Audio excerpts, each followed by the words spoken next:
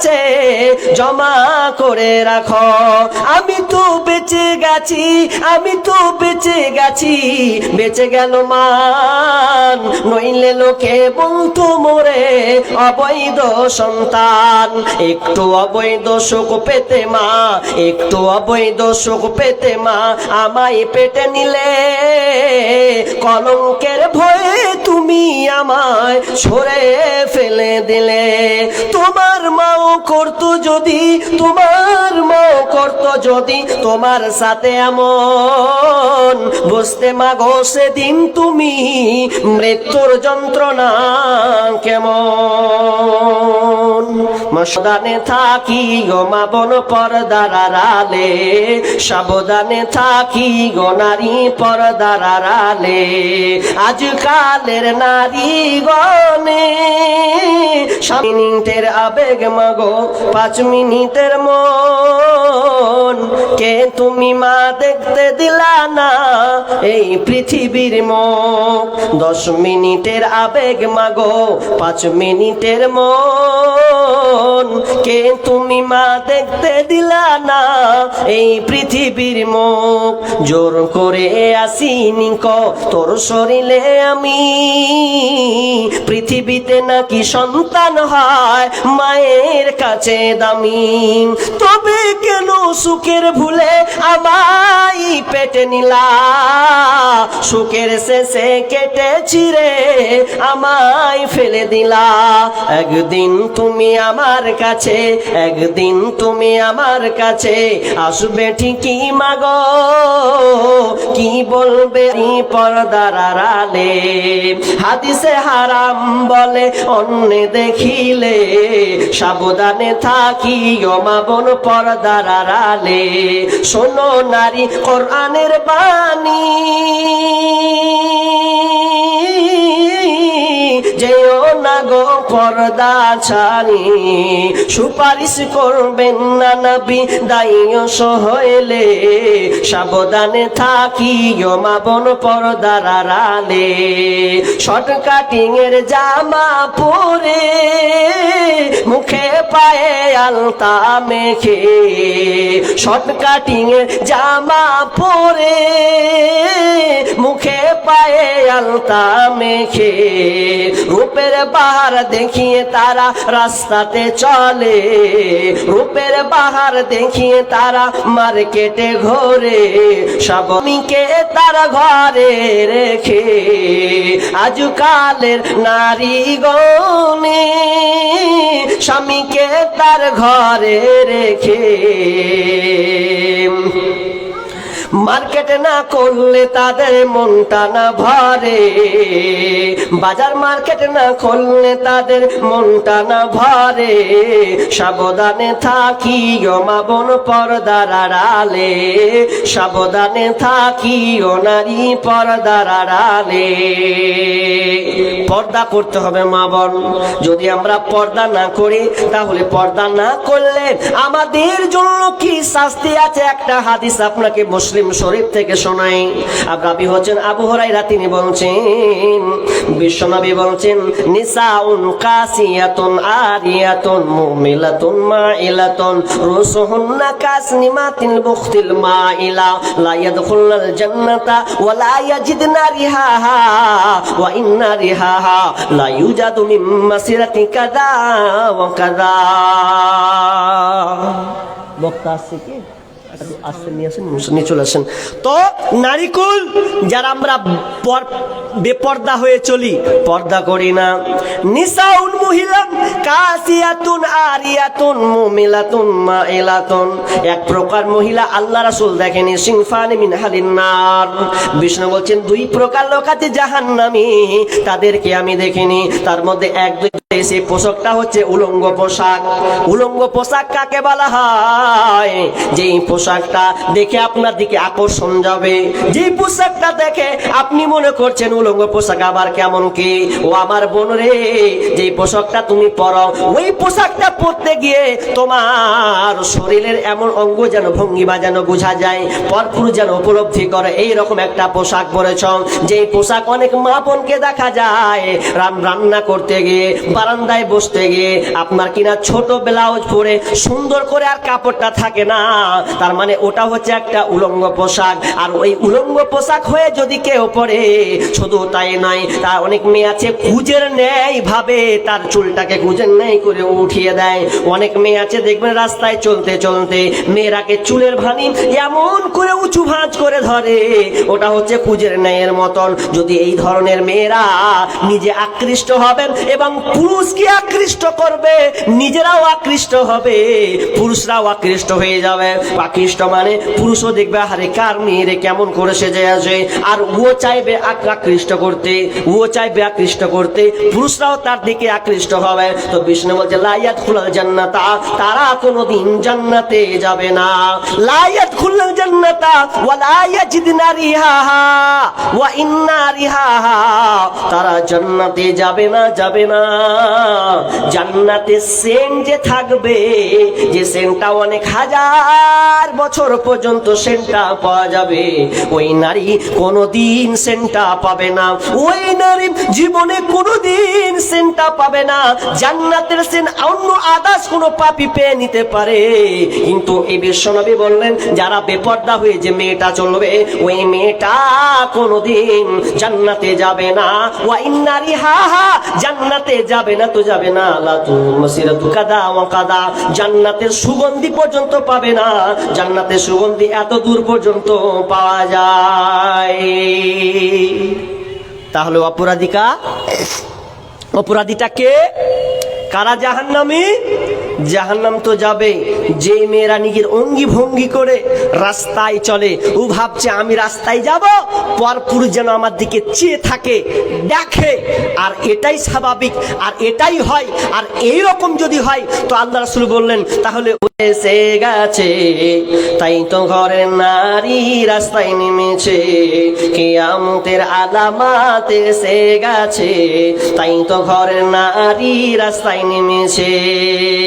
ওরে মাছ বাজারে কথা বলে মাছওয়ালার সাথে, স্বামী তাহার দাঁড়িয়ে আছে ব্যাগটা নিয়ে হাতে। ওরে মাছ বাজারে কথা বলে মাছওয়ালার সাথে, স্বামী তাহার দাঁড়িয়ে আছে ব্যাগটা নিয়ে হাতে। আর স্বামী নিলেন মাছটা টেনে, স্ত্রী দেয় টাকা গুনে। স্বামী নিলেন মাছটা টেনে, স্ত্রী দেয় টাকা গুনে। স্বামী স্ত্রীর যেন সেবক হয়েছে, কিয়ামতের আলামত এসে গেছে, তাই তো ঘরের নারী রাস্তায় নেমেছে, কিয়ামতের আলামত এসে গেছে, তাই তো ঘরের নারী রাস্তায় নেমেছে। ওরে হাট বাজারে মার্কেটে যান দেখবে শুধু নারী, কেউ বা আবার সেজে কুজে করছে দোকানদারি। মেয়ে বাজারে দেখবেন মেয়েদেরকেও দোকানদার বানায় কি বানায় না? নাহলে ওয়ার্ড চলবে না। ওরে হাট বাজারে মার্কেটে যান দেখবে শুধু নারী, কেউ বা আবার সেজে কুজে করছে দোকানদারি। আরে সব কিছুতেই আছে নারী, কেউ বা চালায় হোন্ডা গাড়ি। সব কিছুতেই আছে নারী, কেউ বা চালায় হোন্ডা গাড়ি। কেউ আবার অফিস আদালতে চাকরি করতেছে, কিয়ামতের আলামত এসে গেছে, তাই তো ঘরের নারী রাস্তায় নেমেছে, কিয়ামতের আলামত এসে গেছে, তাই তো ঘরের নারী রাস্তায় নেমেছে। ওরে বরখা পরা বরখা চারা হাট বাজারে ঘরে তারা, ওরে বরখা পরা বরখা চারা হাট বাজারে ঘরে তারা। কেউ বা আবার বরখা পরে টাই ফিট করে রেখেছে, কিয়ামতের আলামত এসে গেছে, তাই তো ঘরের নারী রাস্তায় নেমেছে, কিয়ামতের আলামত এসে গেছে, তাই তো ঘরের নারী রাস্তায় নেমেছে। ওরে নারী রূপে নারী বসাই কলঙ্কেরই দাগ, কারণ তারা চলতে চাই সমান করে ভাব। ওরে নারী রূপে নারী বসাই কলঙ্কেরই দাগ, কারণ তারা চলতে চাই সমান করে ভাগ। আরে স্বামীর কথা শুনবো না, বদ্ধ ঘরে থাকবো না, ইসলামের কথা শুনবো না, বদ্ধ ঘরে থাকবো না, তাই তো বুবু চলতে গিয়ে ধর্ষিতা হয়েছে, কিয়ামতের আলামত এসে গেছে, তাই তো ঘরের নারী রাস্তায় নেমেছে, কিয়ামতের আলামত এসে গেছে, তাই তো ঘরের নারী রাস্তায় নেমেছে। আজকে বর্তমান সভ্যতা এমন হয়ে গেছে, যত কাপড় গোছাতে পারবে, যত কাপড় ছোট করতে পারবে তত সভ্যতা তত ভালো। হাজি, যত কাপড় গোছাবে তত যদি সভ্যতা হওয়ার থেকে কুকুর অনেক ভালো। যদি সভ্যতা এটাই শিখায় যে কাপড়কে ছোট করতে হবে স্কুল কলেজে চাকরিতে, তাহলে আমি বলি কুকুর তার চেয়ে অনেক ভালো, কারণ কুকুর তো ওপেন পুরো খুলে রেখেছে। কি সমাজকে বুঝাতে চাও? না, আপনাকে পশ্চিমা কালচার রীতিনীতি এগুলোকে ত্যাগ করতে হবে। আপনার মেয়েকে আপনি দ্বীনি শিক্ষা দেবেন, শুধু পর্দার বরখার মধ্যে আবদ্ধ রাখলে হবে না। ওই মেয়েকে বরখার পাশাপাশি আপনি তার মধ্যে তার ভিতরে ইলম ইসলামী জ্ঞান দিবেন। আজকে বেপর্দা হচ্ছে কেন? পর্দার মান সম্মান রুক্ত হচ্ছে কেন? আমরা পর্দার গর্দান উড়িয়েছি কেন? আজকে আমরা মেন জায়গা, মেয়েদেরকে আমরা ভালো শিষ্টাচার শিক্ষা দিইনি। মেয়েকে আমরা পাশাপাশি কি করেছি, সবচাইতে মারাত্মক পর্যায়ে নিয়ে চলে গেছি। তার নাম হচ্ছে, একটা ছোট জিনিস হলেও মারাত্মক, তার নাম হচ্ছে মোবাইল। এ ছোট মেশিন হতে পারে কিন্তু খাতারনাক। একজন রাইটার গত বছর একটা ফেসবুকে পোস্ট করেছিলেন, স্ক্রিনশট মনে হয় এখন আমার কাছে করা আছে।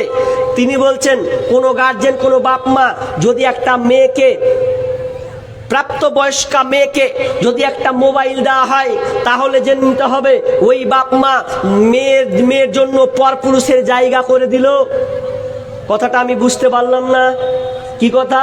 কোনো বাপ মা যদি 16, 17, 18 পর্যায়ে একটা মেয়ে হয় আর ওই মেয়েকে যদি মোবাইল দেয়, তাহলে জেনে নিতে হবে ওই বাপ মা ওই মেয়ের পরপুরুষের জায়গা করে দিল। কথাটা কেমন? আপনি ঘুমিয়ে যান, আপনি ঘুমিয়ে গেলেও আপনার বিবি ঘুমিয়ে গেল, আপনার মেয়ে তো একাই ঘুমিয়ে শুয়ে আছে, ও তো মোবাইল ফেসবুক চালাচ্ছে। ভালো করে বুঝেন, ফেসবুক যখন চালাচ্ছে, ফেসবুকে বিভিন্ন ধরনের আসে কি আসে না? আসে তো, বিভিন্ন ধরনের জিনিস আসে, কিন্তু ওটা তো পরপুরুষ জায়গা হলো কি হলো না? আমরা মনে করছি কেমন কথা, পরপুরুষের জায়গা মানে নাম্বার টাম্বার নেবে নাকি? না, আপনার মেয়ে ঘরে বসে সব কিছু দখল করে নেবে, আপনি বুঝতেই পারবেন না। কখন আপনার চেরাগ নিভিয়ে দিবে আপনি টেরই পাবেন না। এখন বর্তমান অবস্থায় এমন হয়ে গেছে, মেয়েকে আপনাকে আগলে ধরতে হবে, মেয়েকে একা ছাড়বেন না, সাবধান অবলম্বন করতে হবে। আর আপনার মধ্যে গায়রতি তো নাই, তো আপনার মেয়েকে আপনি আগলে রাখবেন কি করে? আজ মুশরিক যারা, আরবের এক মুশরিক, তিনি একটা উট বিক্রি করবেন, তো উট যখন বিক্রি করছে, তো উট বিক্রি করে দিব এখন, তো উট যে বিক্রি করবে, তো মনে মনে ভাবছে শালা উট বিক্রি করে দেবো না, উট বিক্রি করবো না। বলছে কেন বিক্রি করবেন না? বলছে উট বিক্রি করলে না টাকাটা পাবো, কিন্তু আমার এই উটের পিঠে তো আমার বেটিগুলো চেপেছে। একজন মুশরিক, তার চেতনা দেখেন, তার চিন্তাধারা দেখেন। ও বলছে যে আমি যে উটটা বেচবো, তো উটের পিঠে তো আমার বেটিরা চেপেছে, আমার বিবি চেপেছে, তো আমি কুল্লা যে উটটা বিক্রি করবো, উটটা যদি বিক্রি করি তা আবার তো পর ছেলে চাপবে। তখন বলছে উট আর বেচবো না, জবাই করে খাবো। কেমন তার মধ্যে গায়রত দেখেন। আর আমরা কোথাকার কি মুসলিম দাবির নাম রেখে দিয়েছি, কোন ইসলামের কোনো বালাই নাই, সে আমরা আব্দুল নূর নাম রেখেছি, আব্দুল্লাহ নাম রেখে দিয়েছি, আল্লাহর বান্দা হয়ে গেছি কোন দিক দিয়ে। তো আবার মেয়েকে যখন ছাড়ছে, জামাই যদি কয়েছে আমি রহিমে গেলে যাবো জি, তো কোনটা লিয়ে যাবে? বলছে এই দিয়ে কোনটা বেলা জালসা আছে, তো যাবো, যাও তাহলে। হাজি, জামাইয়ের পেছনে আপনি ছেড়ে দিলেন আপনার মেয়েকে, একটা তো দিয়েছেন আপনি, তো আর একটা ফের চাইছে, তো বলছে নিয়ে যাও। অথচ মুশরিকের চেতনা দেখেন, যে ওই উটের পিঠে তার মেয়ে চেপেছে, তার বিবি চেপেছে, ওই জন্য ওই পিঠটাতে যেন আর কেউ না চাপতে পারে। তো বিসমিল্লাহ একদম কি করবো, ও বলছে যে কাটবো, কেটে নেবো, তারপর খেয়ে নেবো, ঝামেলা মিটে যাবে। আর আমরা ওই জামাইয়ের বুলেটের গাড়ির পেছনে কি করছি, অ্যাপাচির গাড়ির পেছনে চাপিয়ে দিচ্ছি, আর লজ্জাও নেই, শরম নেই, বেহায়ার মতন। অথচ রাসূল সাল্লাল্লাহু আলাইহি সাল্লামের একজন শালী ছিলেন 150 আসমা। আসমাকে যখন দেখছেন আল্লাহ রাসূল, তো আল্লাহ রাসূল বলছেন, আসমা তুমি তো যাচ্ছ বাড়ি এখনো 5-7 কিলোমিটার দূর, তো এক কাজ করো, আমার উঠের পিছনে এসো, বসো, তোমাকে আমি নিয়ে চলে যাব। আসমা বলছে কথা তো খারাপ নয়, ভালো, কিন্তু আমার মন বলছে আমি চাপবো না। নাবি হলে কি হলো, অথচ নাবি নিষ্পাপ নাবি, তার চরিত্র ব্যাপারে 1 নাম্বার তিনি। এরপরও আসমা ভাবছে আমি চাপবো না, চাপবো তো লোক আমাকে কি বলবে, বলতে পারে দেখ শালিকে নিয়ে উঠের উপরে চাপিয়েছে, আর আমার স্বামীও বড্ড রাগী মানুষ, এটা জানলে সে নারাজ হয়ে যাবে, অতএব আমি চাই না। ইয়া রাসূলুল্লাহ, ও দয়ার নবী গো, আপনি যেভাবে আসছিলেন সেভাবে আপনি চলে যান। আমি আসমা হেঁটে হেঁটে এসেছি 7 কিলোমিটার, আবার হেঁটে হেঁটে আবার আমি বাড়ি চলে যাব। আমার কাছে পটলি আছে, কিছু খেজুর লকড়ি আছে, এগুলো আমি মাথায় নিয়ে আমি আস্তে আস্তে আস্তে করে আমি চলে যাব। আপনি আপনার গন্তব্যে আপনি চলে যান। চলে গেছে।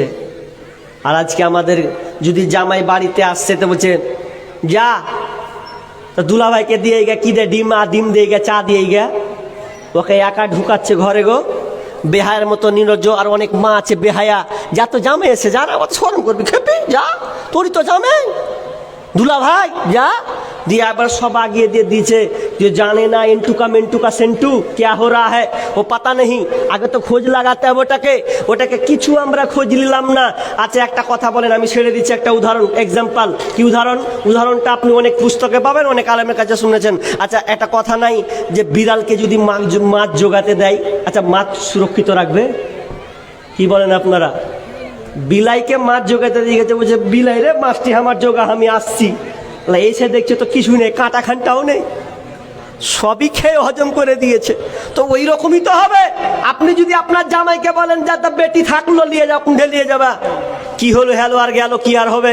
পরে দেখবেন দু টুকরা হয়ে গেছে। কত দেখলাম নিজের বউকে দেখে শালিকে ধরে নিয়ে হাঁটলো, পালিয়ে বিয়ে করে নিয়েছে। কত ঘটনা নেবেন আপনি? না, এরকমই অবস্থা হবে। এসে গো এখনো আসেনি, বলো না আমার তো দেখতাম ভিতর খালি নড় করছে যে কোন কমে গেল। আল্লাহ রাস্তে কহেন লেট হচ্ছে, 9:30 বেজে গেল অলরেডি। হ্যাঁ কতক্ষণে আসবো ভাই? হ্যাঁ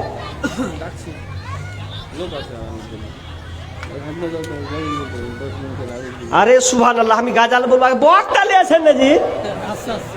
সুবহানাল্লাহ, 9:30 বেজে গেল, আমি খাবো না এখান থেকে। ভাই ড্রাইভার কই, তুমি গাড়িটাকে ভাই রেডি করো ওইদিকে, আমি চাপবো সঙ্গে যাবো তাড়াতাড়ি, টাইম নেই ভাই। 10 আমাকে বলেছে বলো না, এই যে বলো না দিয়ে দেখেন আমাকে ছাড়েন, আমি গাড়ি ওরা রিকোয়েস্ট করেছে তো গাড়িটা বলে আমি ছেড়ে দিই, আপনি একটু কিছু বলেনি স্যার ইঙ্গিতে ছেড়ে দিই। হ্যাঁ পুরো আবদারটা রেখেছে, যখন বলে দিই 10